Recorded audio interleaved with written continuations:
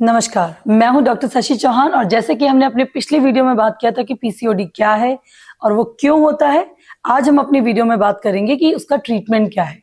जैसे कि कई लोग क्लेम करते हैं कि complete reversal of PCOD is possible, तो आप ये जानेंगे कि ये पॉसिबल है कि नहीं।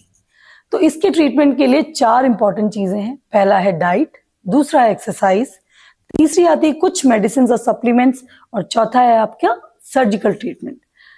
सबसे पहले डाइट से शुरुआत करते हैं। डाइट में कुछ पॉइंट्स बहुत जरूरी हैं। पहला है आपकी टाइमली मील्स। आप अपना ब्रेकफास्ट स्किप ना करें, लंच टाइम पर लें और डिनर भी टाइम पर लें। अननेसेसरी ओवर ईटिंग जो रात को लेट जगने की वजह से होती है, उसकी वजह से हमारा फैट बहुत बढ़ता है।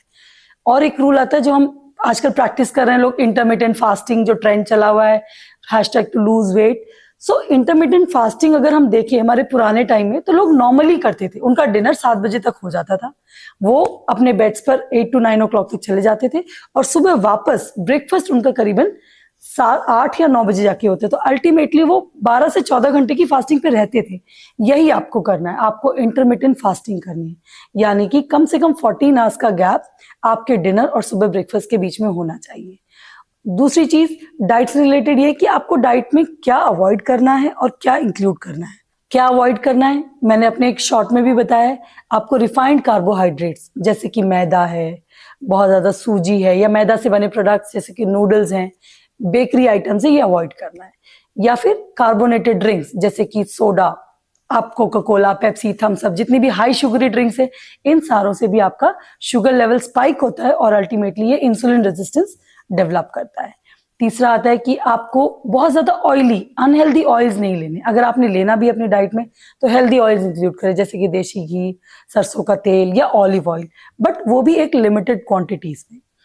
चौथा है कि आप बाहर का जो जंक फूड आता है जैसे कि बर्गर, पिज्जा, ये आप बहुत ही ना के बराबर, मतलब कोशिश करें कि कंप्लीटली अवॉइड हो जाए, बट अगर आप लेते भी हैं तो उसका एक शेड्यूल बना ले कि मैं महीने में 1 दिन ही चीट डे करूंगा, उससे ज्यादा नहीं करने वाली।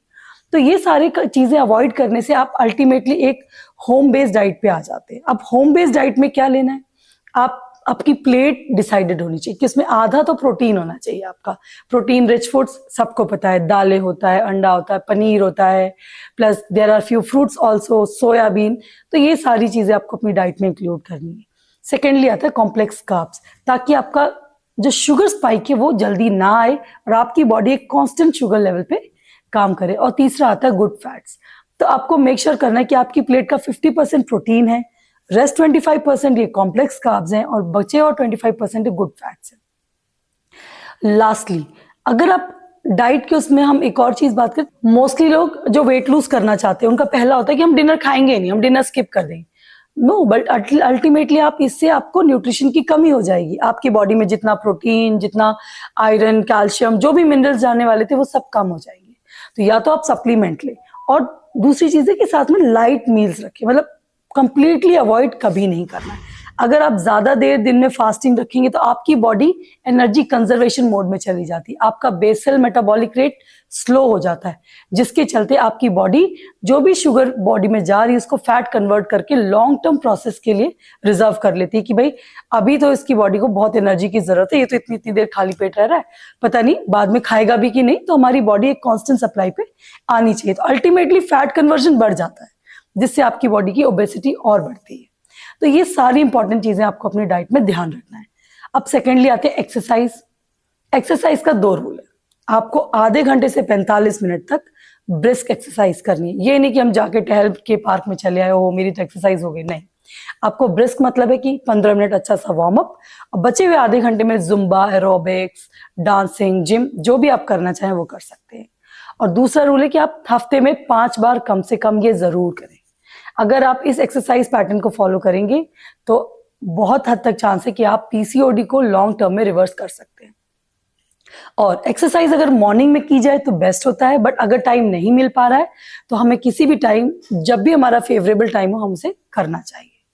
नेक्स्ट आता है मेडिसिन कैटेगरी। भाई क्या मेडिसिन लें जो पीसीओडी, क्योंकि पेशेंट्स हमारे पास आते हैं कि डॉक्टर हमें पीसीओडी हो रहा है, हमें दवाई दे दो हम ठीक हो जाएंगे। तो मैं आपको बताऊं कि जितनी भी मेडिसिन है, एलोपैथी हो, आयुर्वेदा हो, होम्योपैथी, जैसे मैंने पहले भी बताया, ये सारी टेम्परेरी है, ये सारी सपोर्टिव है। ये आपको सपोर्ट करेंगी आपका हार्मोनल बैलेंस लाने में और मेटाबॉलिक एक जो इक्विलिब्रियम है आपकी बॉडी को उसको मेंटेन करने में। बट अल्टीमेटली अगर आपने डाइट और एक्सरसाइज लॉन्ग टर्म में नहीं फॉलो किए तो वापस से इम्बैलेंस लैंड अप कर जाएंगे। तो क्या क्या मेडिसिन डॉक्टर देते हैं? पहला होता है मायोइनोसिटॉल्स बेस्ड सप्लीमेंट। ये आपकी ओवरी में रिक्वायर्ड होता है, जिसके चलते इंसुलिन रेजिस्टेंस कम होती है और अल्टीमेटली पीसीओडी ट्रीट होने का चांस रहता है। दूसरा हम लोग देते हैं मेटफॉर्मिन। मेटफॉर्मिन कई लोग पढ़ते, अरे डॉक्टर आपने तो हमें शुगर कम करने की दवाई दे दी, हमें शुगर तो है ही नहीं। बट मेटफॉर्मिन जो है वो शुगर कम करने की दवाई नहीं है, वो इंसुलिन रेजिस्टेंस ब्रेक करता है, जो कि कोर है पीसीओडी का, जो स्टार्टिंग कोर। तो इंसुलिन रेजिस्टेंस जब ब्रेक होगा तभी आपकी ओवरी मोर रिस्पॉन्ड करेगी टू द गुड हार्मोन्स, और जो एलएच लेवल जो बढ़ रहा था वो नहीं बढ़ेगा। तीसरी मेडिसिन आती हैं ओरल कॉन्ट्रासेप्टिव पिल्स। इसमें थोड़ी वैरायटीज हैं, आपकी कंडीशंस के हिसाब से डॉक्टर प्रिस्क्राइब करेंगे। इनसे आपकी साइकिल रेगुलर होगी, प्लस आपकी बॉडी का हार्मोनल बैलेंस मेंटेन होगा, जिसके चलते आप इजीली वेट लूज कर पाएंगे। बट वो भी ध्यान रखिए, बिना एक्सरसाइज के कुछ नहीं होने वाला, ठीक है।